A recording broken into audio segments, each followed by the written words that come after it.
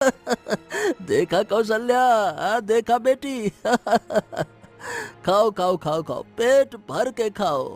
तीनों ने बैठकर भोजन किया और कई दिनों बाद उनका पेट भरा था। कुछ देर बाद गौरी ने अपने पिता की ओर देखा।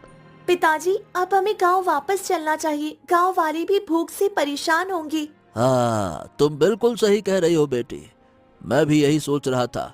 चलो चलते हैं, चलो। शंकर अपने परिवार और उस जादुई चूल्हे को लेकर वापस गांव लौट आया। वो सीधे गांव के मुखिया के पास पहुंचा। मुखिया जी, गांव के लोगों को जब भी भूख लगे उन्हें मेरे घर भेज दीजिएगा। ये सुनकर मुखिया चौंक गया। है? तेरे पास तो खुद के खाने के लाले पड़े हैं, भूखे लोगों का क्या करेगा? है? अरे पहले लाले पड़े थे, अब थोड़ी। शंकर ने धीरे धीरे मुखिया को कुएं की सारी घटना बता दी। देखिए, हाँ तो मैंने फैसला किया है कि मैं गांव वालों की मदद करूंगा, लेकिन इस रहस्य के बारे में किसी को बताइएगा मत, ठीक है? मुखिया की आंखों में आंसू आ गए। शंकर, अगर कोई और होता तो गांव छोड़कर चला जाता, लेकिन तू वापस आया ताकि गांव की मदद कर सके। शाबाश शाबाश शाबाश।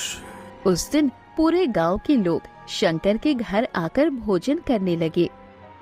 एक दिन गौरी अपने पिता शंकर के पास आई।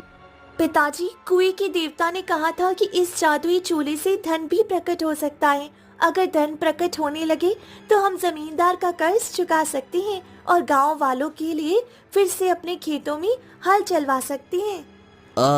तुम सही कह रही हो बेटी। रुको।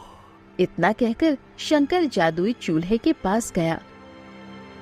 उसने चूल्हे पर एक खाली बर्तन रखा और धन की कल्पना की। अगले ही पल रंग बिरंगी किरणें चमकी और उस बर्तन में सोने के सिक्के प्रकट हो गए।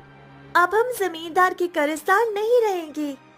उसी दिन शंकर ने गांव के मुखिया को बुलाया और उसे सारी बात बता दी।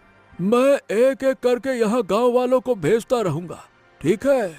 उस दिन के बाद शंकर रोज सोने के सिक्के मुखिया को देने लगा।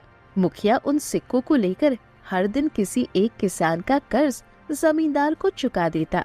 धीरे धीरे गांव के किसानों की जमीन जमींदार के हाथों से छूटने लगी।